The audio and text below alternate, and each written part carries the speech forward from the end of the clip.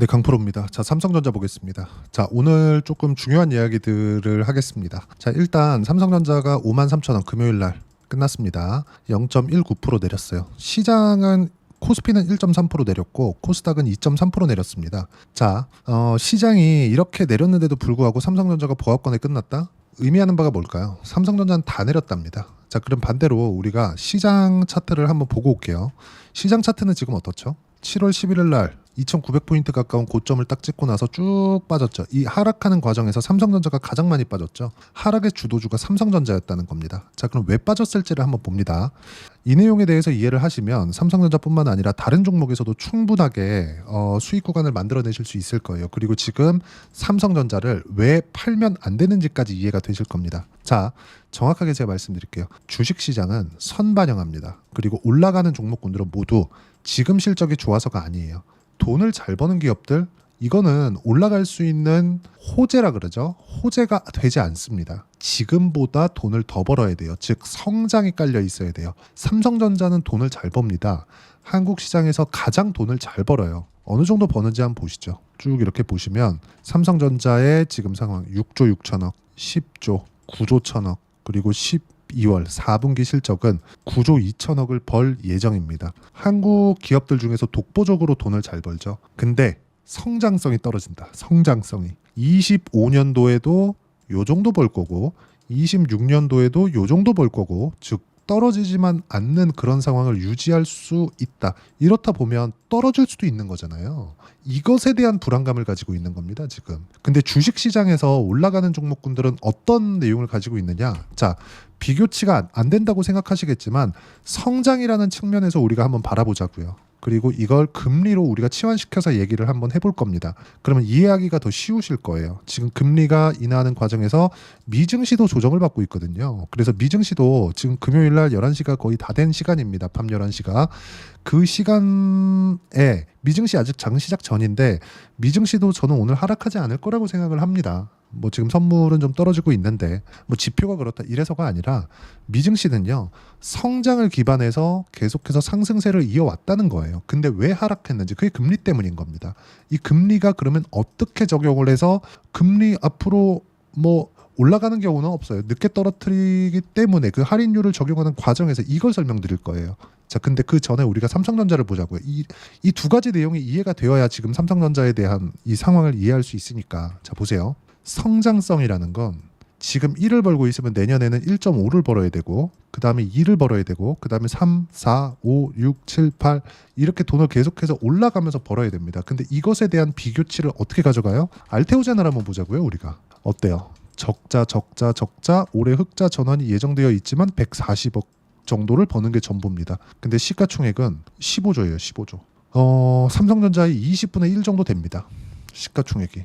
적자를 보고 있는데 무슨 얘기냐면요. 알테오젠은 지금은 적자를 보고 있으나 앞으로 돈을 잘 벌 것이기 때문에, 그리고 그에 따르는 실제 계약권, 미국의 빅파마 기업 머크죠. MSD와 실제 계약을 체결했기 때문에 그렇습니다. 이로 인해서 연간 1조 원 정도의 이익을 거두게 됐습니다. 그러면 지금 적자를 보고 있는 게 중요하지 않죠? 앞으로 벌 거니까. 그렇죠? 그래서 주가가 올라가는 거예요. 그래서 15조의 시가총액을 만들게 된 거죠. 즉 성장이 핵심이다. 돈을 잘 버는 게 아니라. 그럼 삼성전자 다시 볼게요. 삼성전자. 자, 삼성전자 보면 어떻습니까? 돈을 못 버는 게 아니죠. 무슨 얘기냐면 올라가기 위해서는 성장을 보여줘야 돼요. 성장을 보여준 게 어디죠? 하이닉스예요. 보세요. 하이닉스 제가 조금 더 보기 쉽게 하기 위해서 전망치를 한번 보자고요. 우리가 어때요? 지금 4분기 추가적으로 봤을 때 매출은 계속 늘어나죠. 늘어나는 부분에 맞춰서 주가가 반영이 되기 때문에 하이닉스의 주가가 삼성전자보다 더 많이 올라가고 하락에 대한 폭은 더 적게 떨어진 겁니다. 그럼 우리가 여기서 이것도 보자고요. 주가가 떨어지고 난 다음에 성장성이 꺾였으면, 자, 삼성전자 한번 보시죠. 삼성전자. 그쵸?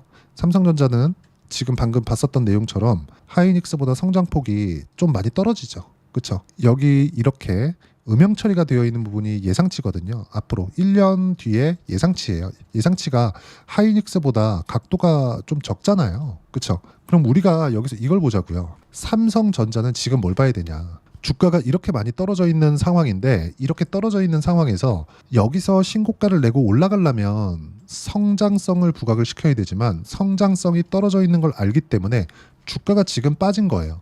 그럼 여기서부터는 뭘 봐야 되냐면요. PER 요게 아니라 올라갈 때는 PER에 따라서 올라갑니다. 물론 요게 뭐 절대적인 수치가 아니라 우리가 지나와서 할인폭에 대한 부분을 보는 거예요. 자, PBR을 봅니다. PBR. 지금 현재 삼성전자의 PBR은 어느 정도가 되냐면요. 1.1배. 이게 3분기 때입니다. 무슨 얘기냐면 PBR이 한 배라는 건 잘 들으셔야 됩니다. PBR이 한 배라는 건 삼성전자에서 가지고 있는 자산, 총자산 대비해서 시가총액 11%만큼 평가를 더 받고 있다는 거예요. 이렇게 보면 이해가 안 될 수도 있습니다. 이게 그래도 10%만큼 더 고평가되어 있는 거 아닌가? 이렇게 보실 수도 있을 것 같은데 보세요. 하이닉스 보시면 1.88배 그리고 2.77배.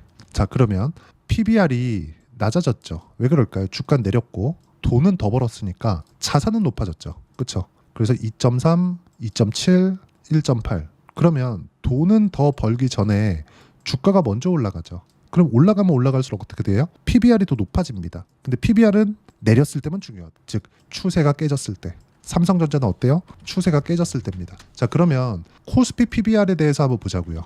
전체적으로 내용 점검을 하는 거니까. 자, 보시면 누구나 볼 수 있는 KRX 사이트의 화면입니다. 로딩이 끝났고요. 코스피 PBR 0.85입니다. 12월 19일자 기준에서. 이게 다음날 나와요. 월요일날 12월 20일자 금요일날 내용이 나올 거예요. 자, 그러면 내렸기 때문에 0.84에서 83 정도까지 낮아졌을 겁니다. 왜 이런 일이 벌어질까요? 한국 시장의 성장성이 떨어졌기 때문에 그래요. 특정 종목들 제외하고는. 그렇죠? 근데 삼성전자가 지금 이제부터 많이 오를 거예요. 이런 이야기를 드리는 게 아닙니다. 삼성전자가 지금 하락할 수 있는 폭이 더 이상 존재하지 않는다. 이것보다 더 4만 원대 들어가고 3만 원대 들어가고 이런 상황이 나오잖아요.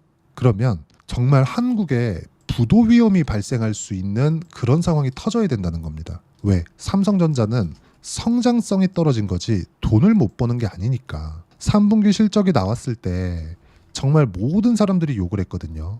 그렇죠? 보통 3분기가 언제입니까? 7, 8, 9 그리고 10월 초 여기 나왔었거든요. 그러면 2분기 실적이 나오면서부터 떨어진 거예요. 왜?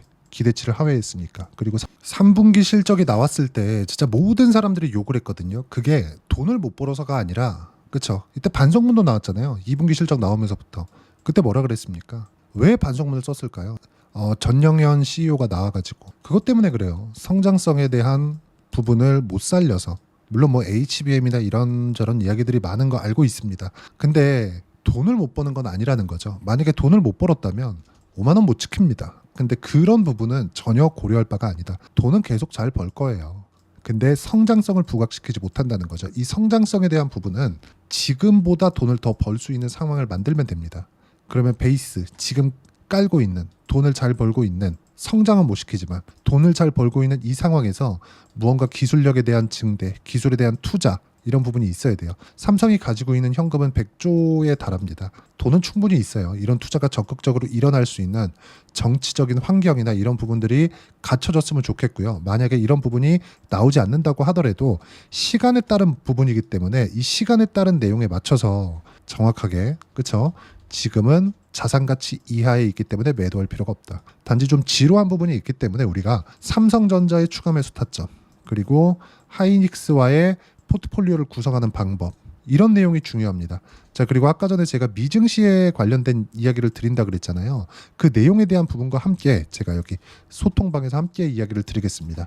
자, 소통방은 모두 무료로 진행을 하는데 가장 중요한 점은 어떻게 투자를 해야 되는지 그 부분에 대해서 제가 이해를 시켜드리고요. 예를 들어서 그래요. 자, 지금 미증시가 3거래일째 조정을 받고 있고 뭐 금요일장이 아직 시작된 것은 아니지만 장 시작 전에 만기일에 맞아서 뭔가 이렇게 변동폭이 좀 커지고 있고 무엇보다 지금 미국의 부채 한도 협상 관련돼서 여기도 이 그 정치적인 싸움을 하고 있기 때문에 이런 것에 대한 변동성이 커지고 있는 과정에서 나오는 조정입니다. 자, 그리고 금리 관련돼서 제가 소통방에서 제가 자세하게 이야기를 드리지만 금리 관련돼서 이야기를 드리면 이걸 보셔야 돼요. 금리는 낮아지면 낮아질수록 좋다는 건 알고 계실 텐데 왜 낮아지면 낮아질수록 좋냐면 할인율이기 때문에 그렇습니다. 우리가 뭘 사러 가요. 근데 세일을 해요. 세일을 하는데 10% 세일, 20% 세일, 30% 세일. 어떤 게 가장 좋나요? 30% 세일이 가장 좋죠. 내가 내야 되는 돈이 적으니까. 근데 주식시장의 할인율은요. 낮아질수록 좋습니다. 그래야 가격이 높아지는 거예요.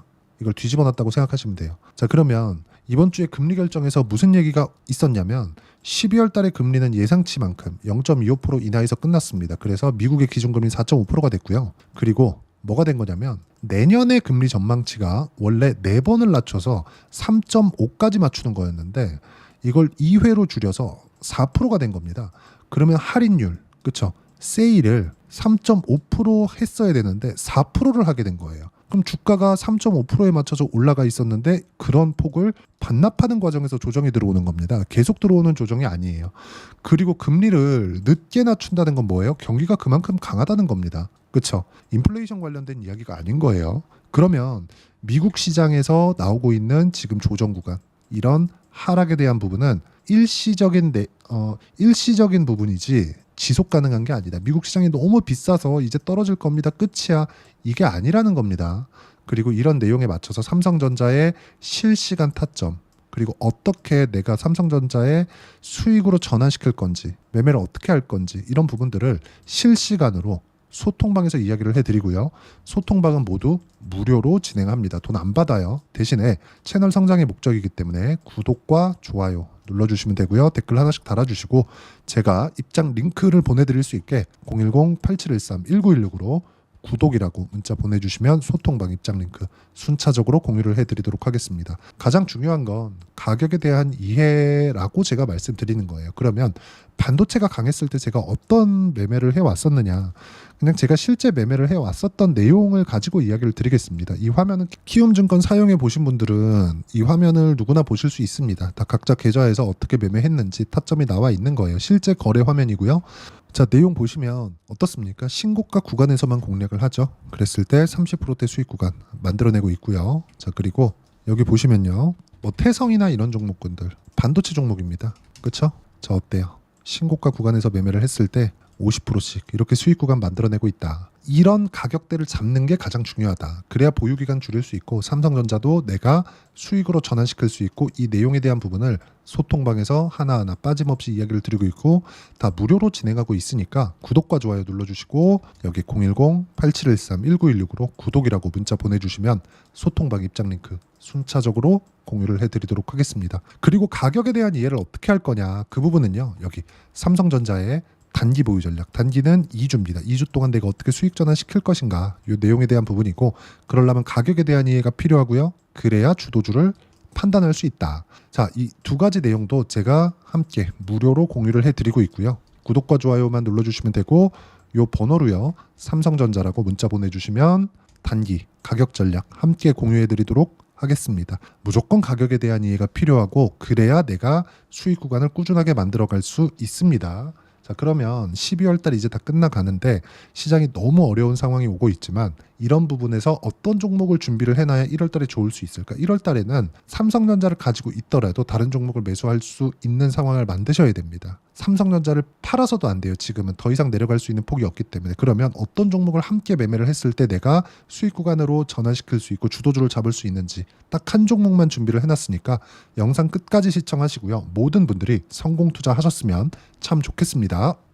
자, 여전히 시장은 녹록지 못합니다. 이런 상황이 벌어지는 건 어쩔 수 없습니다. 이런 상황에서도 수익이 나는 종목들의 구조는 변하지 않습니다. 즉, 대시세 종목에 대한 구조는 변하지 않는다는 거고, 실제 제가 소통방에서 지속적으로 이야기를 드리고 있는 내용도 대시세 종목이나 시장 주도주를 공략하는 건 철저하게 가격 분석을 하라고 이야기를 드리고, 가격 분석 이후에는 이슈에 대한 파악, 그리고 이슈를 파악하고 나서는 다시 내가 얼마에 매수할지 그 타점에 대한 부분을 지속적으로 언급을 하고 있습니다.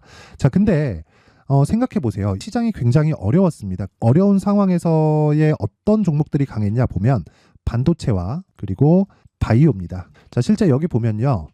HLB에 제가 실제 매매한 내용을 띄워놓고 보여드리고 있는데 1월 22일부터 매매를 시작해서 4일 동안 31%의 수익 마감이 됐고요. 그리고 여전히 신고가 종목입니다. 자, 그리고 그 다음 어보브 반도체, 이름을 보시다시피 반도체 종목이죠. 그리고 AI 반도체는 지속적으로 강세를 보이고 있습니다. 이 종목도 신고가를 먼저 달성한 이후에 제가 21%의 단기간에 21%의 큰 수익을 내고 마감이 됐습니다. 다시 재공략을 준비하고 있고 이런 부분은 소통방에서 다 공유를 해드립니다. 자, 그리고 코세스, 자, 코세스 같은 종목도 당연히 그쵸, 신고가 종목이고요.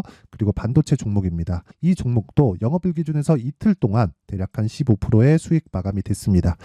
내용을 한번 보시면 어떻습니까? HLB를 포함해서 뭐 30%, 20%, 뭐 15% 이런 식의 수익이 지속적으로 발생하고 있는데 이 세 종목 모두 다 신고가 종목이고 1월 달에 시장이 약세를 보이고 있는 구간에서도 강했었던 그런 종목입니다. 특징점이 하나 있는데 그 이슈에 앞서서 가격이 먼저 반영했다는 거죠. 그렇게 제가 가격을 먼저 보고 이슈에 대해서 파악하는 이유는 결과적으로는 큰 시세를 먹기 위한 사전 준비 작업입니다. 실제로 큰 시세를 먹기 위해서 사전 준비 작업을 했을 때 여기 레인보우 로보틱스 127% 그리고 ISC 98% 그리고 한미반도체 97%의 큰 수익을 내는 상황을 만들 수 있습니다. 어떤 식으로 소통방에서 진행됐는지 그쵸, 그 상황을 제가 이야기를 드린 건데 이런 상황도요 당연히 신고가를 공략했을 때 가능한 겁니다. 자, 그러면 이번에도 마찬가지입니다. 그쵸, 정부 주도의 코리아 디스카운트 해소 방안이 2월 달에 발표를 하고요. 그리고 2월 달에 발표된 내용을 토대로 주가가 움직이는 게 아니라 이미 움직인 내용이 있죠. 실제 이 내용은